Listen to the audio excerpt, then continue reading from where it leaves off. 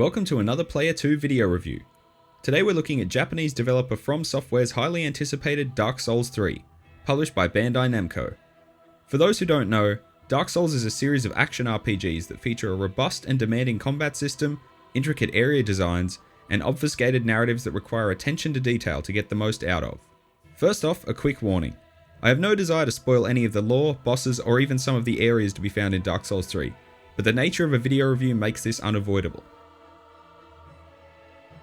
It's safe to say that if you asked 100 Dark Souls fans what a Souls game should be, you'd end up with 100 unique and impassioned answers. When a game demands so much of players, investment levels run high, and so do expectations.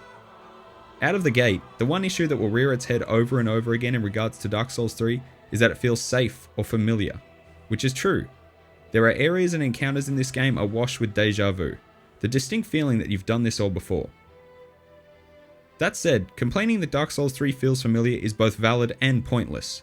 Yes, it does feel familiar, but what else should the audience expect from a third entry in a popular series?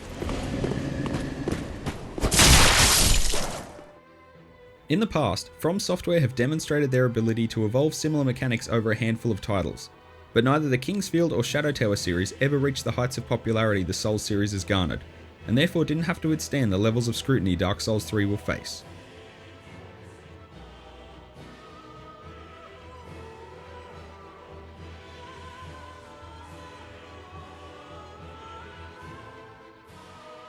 Any statements made about the Dark Souls series are inevitably distorted by the prism through which one views them. Whereas a veteran might see the low health pools of the first handful of Dark Souls 3 bosses as an affront to the legacy the series carries in terms of difficulty, it belies the fact that it also demonstrates the most gradual difficulty curve the developers have produced.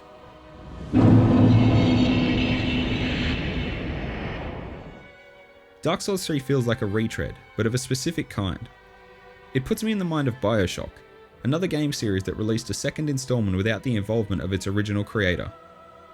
In the same way Ken Levine and Irrational squared away every element of their creation using BioShock Infinite and its subsequent DLC as a bridge, Miyazaki and co are tying threads together as much as they can given the sometimes ambiguous lore of the series and already planned DLC content.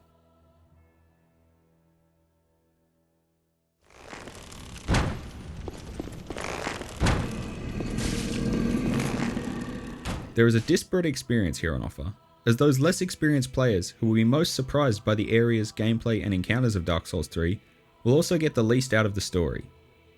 Much like referential humour lives and dies on the assumption that the audience is aware of its reference points, so too does Dark Souls 3 both occasionally live and die on its use of familiar settings and encounters.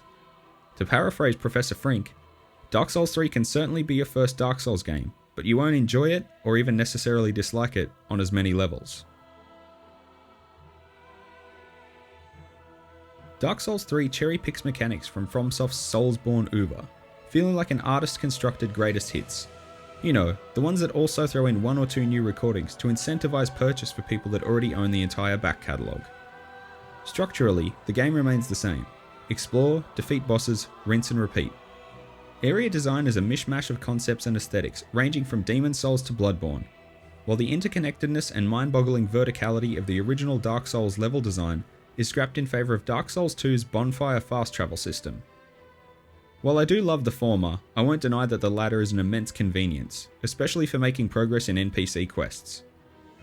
That said, the abundance of bonfires, sometimes as many as 9 in an area, undermines the weapon degradation mechanic and also strips a little of the risk-reward that comes from bushing deeper into an area.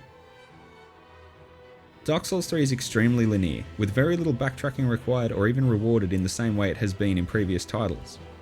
While there are optional areas, many of them are paced in such a way that they don't feel optional. For example, Smouldering Ruins may be a little undercooked in terms of its design, but at that point in the game it provided me with plenty of upgrade materials necessary to aid my progress through the Boreal Valley, one of the more visually magnificent areas From have ever put together. After the leaner experience of Bloodborne, often criticised for its lack of options in terms of character build, viability and equipment, it's refreshing to see that weapons, armour and rings are all abundant in Dark Souls 3. For players who enjoy experimentation, role-playing or setting themselves specific challenges, Dark Souls 3 is a return to form. Upgrading and refining weapons is done at Firelink Shrine, the hub area for Dark Souls 3 that bears a striking resemblance to the Nexus from Demon's Souls. As well as imbuing weapons with fire, lightning, poison and magic attacks, some gems will increase damage scaling effects of certain stats. The fact that armor can no longer be upgraded seems to enhance the fashion souls aspect of the game that many players enjoy. Apart from a few scenarios where it benefits players to outfit themselves in order to protect against a certain type of damage like bleed or poison, most of the armor you find is viable, but it can be min-maxed for players looking to squeeze the most out of their gear. Speaking of gear, Covenant items are now equipable and can be swapped anywhere in the game from the equipment menu. Many of them can be joined simultaneously and with little effort, but be warned that interacting with some will end certain NPC questlines early. If you were worried that NPC storylines would also be streamlined, rest easy. From what I've experienced, they're just as convoluted as previous Dark Souls games, and multiple playthroughs will be required to complete all of them. Taking cues from Bloodborne, combat in Dark Souls 3 is a little faster and more aggressive than its predecessors, but the lack of the regain mechanic means players will still need to be on their toes and avoid, block or parry enemy attacks. Without giving anything away, there are a few surprises in store for players in terms of regular enemy design and movesets. I experienced more than one brown trousers moment when an enemy did something I didn't see coming. Bosses have multiple phases with distinct attacks, often becoming more frenzied in their onslaught as their health bar decreases. This is where, in my mind, Dark Souls truly shines. Despite all the trials that come before, it is those final moments of a boss battle, with heart pumping and hands shaking, one sliver of boss health remaining and victory within reach, that players have an experience few other games can replicate. Along with the old, Dark Souls 3 also brings a few changes to combat that, while interesting, didn't make their way into my regular repertoire. Labelled weapon arts, these are unique attacks and buffs that can only be charged and executed when two-handing a weapon. The type of attack or buff is dependent on the weapon, and tie into the other major change From have made: focus points. Focus points act similarly to MP, and are consumed when weapon arts or magic are used, be it miracles, sorcery or pyromancy.